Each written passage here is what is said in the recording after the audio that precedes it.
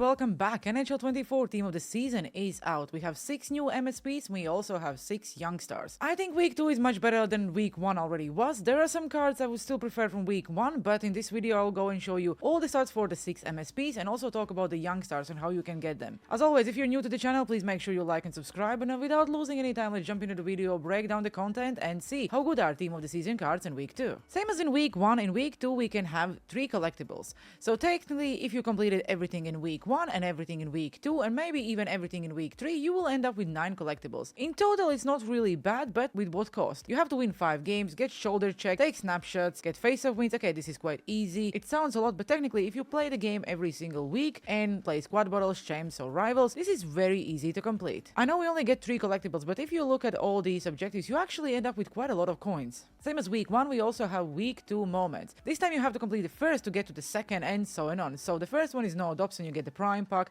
then you get the premium pack, then you get another premium pack. 4 gold players, this is actually really cool. Then we get prime pack, and in the end we get 1 Team of the Season collectible. So basically, if you complete all of this, you end up with quite a lot of gold cards and you never know who you can pull. Okay, now let's have a look at our 6 new MSP Team of the Season cards for week 2.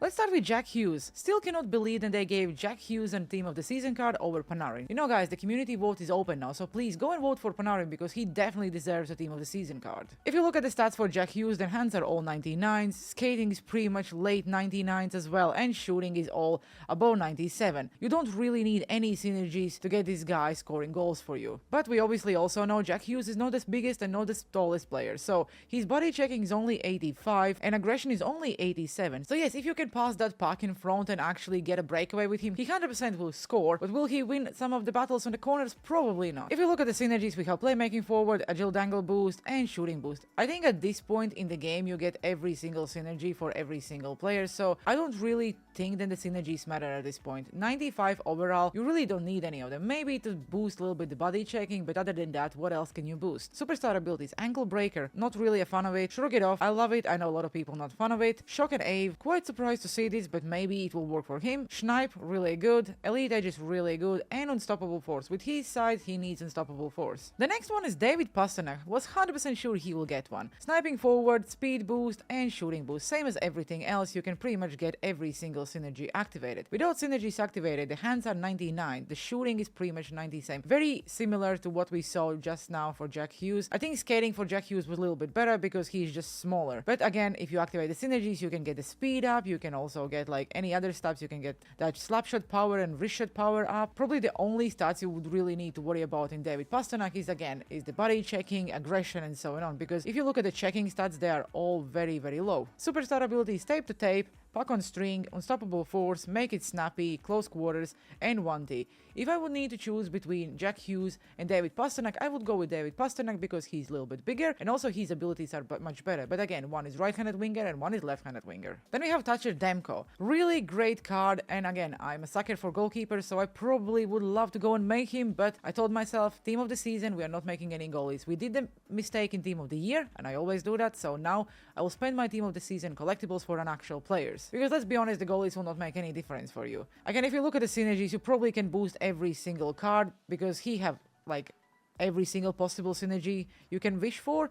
Light work, post to post, butterfly effect, instincts, and last stand as a superstar abilities, and showstopper as a zone ability. His size is really good. Aggression is 67, speed 95, rebound control 94, 5-0 94. These are the stats I usually pay attention when I look at the goalkeepers, but in the end of the day, the taller goalkeeper you can get, the better it will play. Okay, the next one is Noah Dobson from New York Islanders. Really not sure why did he get a card, but again, like, who knows what EA thinks. As a defenseman, you can again get every single synergy activated, you can boost the speed, you can boost the checking, and you can boost pretty much everything you want. Superstar abilities, shutdown, seeing eyes, tape to tape, quick pick, ice pack, and elite edges. Elite edges are really great for defensemen.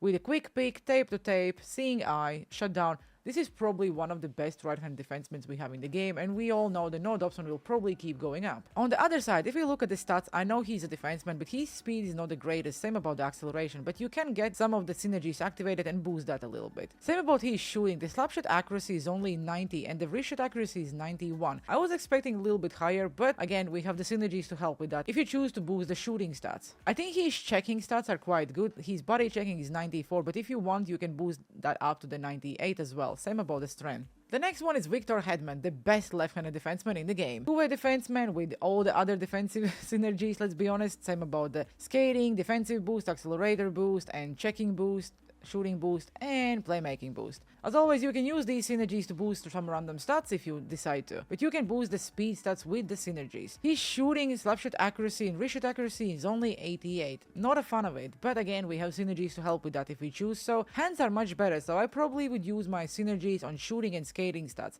If we look at the checking stats, 96. Body checking, durability only 88, but aggression is 95. Again, with his size, he will just destroy players on the ice, so I probably would spend my synergies on shooting and skating stats. And then the best card from week 2 is Aston Matthews. Obviously, we all knew that Aston Matthews will get a card. His stats without any synergies activated. The hands are all 99, the shooting is all 99, so you basically don't really need any synergies. You can spend your synergies on skating and maybe some checking stats. Same as every other player, you can basically boost every single stat you want because he have every single synergy. Superstar abilities: Unstoppable Force, 1T, Puck on String, Elite Edges, Quick Draw, and Make It Snappy. Because I probably would use him in a center position, that Quick Draw will help a lot. Same about Make It Snappy. This is definitely a must-make card because Aston Matthews is a really great endgame card, and already at 96 overall he have 96 face-off stats without any synergies activated. Now let's look at our young stars. Mathis Rousseau, I'm pretty sure I pronounced his name wrong, so I apologize for that. Not the biggest goalkeeper, so I probably would not use him. I think he's one of the smallest I actually saw. Superstar abilities: Showstopper, Butterfly Effect, Extra Padding, Last Stand, Post to Post, and Light Work. I know the smaller goalkeepers should be more usable, but I still think that the size really matters in NHL 24. If you look at aggression, 53, speed is 99, 5-0 is 90, and rebound control is 89. For a 92 overall goalkeeper, stats are actually decent. I would like to know how he plays, but because of his size, I would probably not go and pick him up as far as he's not your favorite player.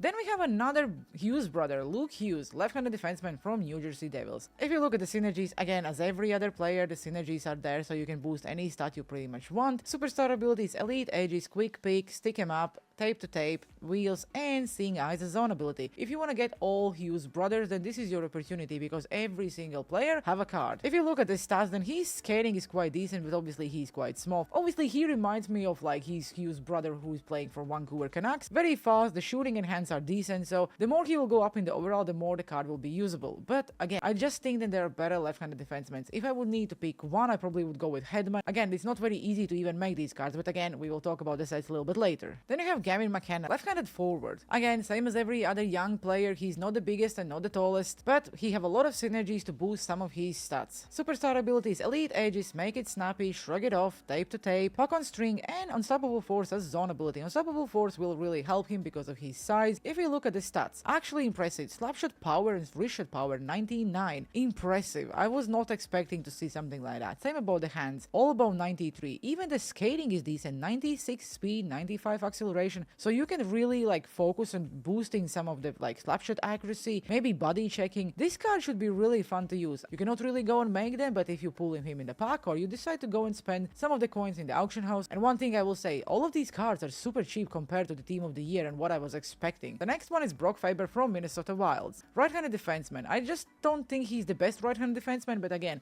it's all about using the cards you like. If you look at the synergies, same as every other player, he have every single synergy to boost every single stat you may need. If you look at the skating stat, you probably would need to boost some of them because for his size, I was expecting him to be a little bit faster, but if you boost the speed, then you can get him up to the 94, the balance 96. You can also maybe use some of the synergies to boost that acceleration. Shooting, I think that's where you need to focus because slapshot accuracy and wrist shot accuracy is 86 and 88. That's quite bad for a defenseman. Same about the hands. I just don't understand what exactly they did with the card because he's very bad according to the stats. If you look at the superstar abilities, Ice Pack, Heat Seeker, Yoink, Send It, No Contest, and Shutdown as a zone ability. Shutdown is one of my favorite, and I really encourage you, if you have the card, use Shutdown on him because you'll really notice a difference. The next one is Taylor Hazy. Finally, her Team of the Year card is getting an upgrade. I think her Team of the Season card looks much better than Team of the Year. The stats are identical because it's the same overall, but the superstar abilities, Elite Edges, Puck on String, Make It Snappy, Unstoppable Force, Shrug It Off, and Wheels. I just think Wheels would be really great on Taylor Hazy. Without any synergies activated, she have 98 face-off stats. Same as her Team of the Year card, she's really good at the draws. If you look at the hand stats, then you can see that everything is about 97. If you look at the shooting stats, then the slap shot accuracy and wrist shot accuracy is great, but the slap shot power and wrist shot power isn't really great. So this is where we need to use some of the synergies to boost some of the stats. Her body checking is 94. I don't know exactly what EA did to her card, but you know, I will take 94 body checking with Taylor Hazy. Skating is something I probably would go and activate some of the synergies because she needs at least 94, 95 speed, even acceleration 94. I would probably try and boost that as well. If you need to decide where you're gonna use your synergies, use them on skating and shooting stats. And finally, our first round pick, Connor Bedard, is getting a Team of the Season card. This is the card I really want to go and get, but it will be really difficult for me, and I will explain that in a minute. But before we do that, let's have a quick look at the actual stats. Hands, pretty much all 99, shooting,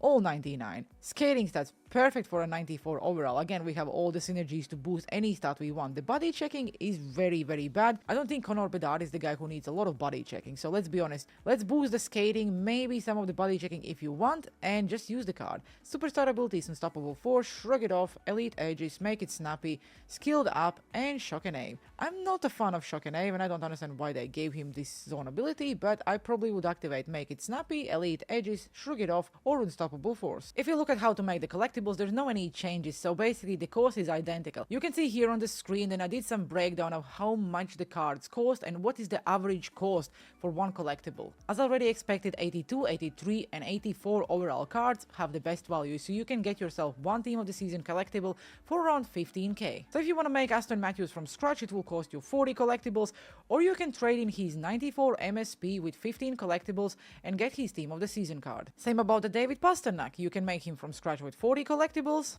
or you can trade in his 89 overall MSP with 30 collectibles. You can get Jack Hughes from scratch with 40 collectibles, or trade in his 95 overall X Factor with 8 collectibles. For Noah Dobson, you can only make his card trading in 40 collectibles because unfortunately he never actually received that MSP. He did receive a lot of other cards, but not an MSP. For Victor Hedman, we have the same. From the scratch would be 40 collectibles, or you get his MSP with another 30 collectibles to get his Team of the Season card. For Thatcher Demko, we have to spend 40 collectibles because he never really received an MSP card. If you want to make a random young star from week 2, you can trade in 32 collectibles. It's not a choice pack, so guys, if you want to do this, make sure you really have a lot of collectibles because the chance of you pulling Bedard is 1 to 6. So if we have a look at the sets, if you can actually make Connor Bedard, for example, then yes, you can. You can trade in his 87 overall MSP with the 34 collectibles. But I will tell you something. If you have this MSP, it's great. You cannot make him anymore because the set is not there.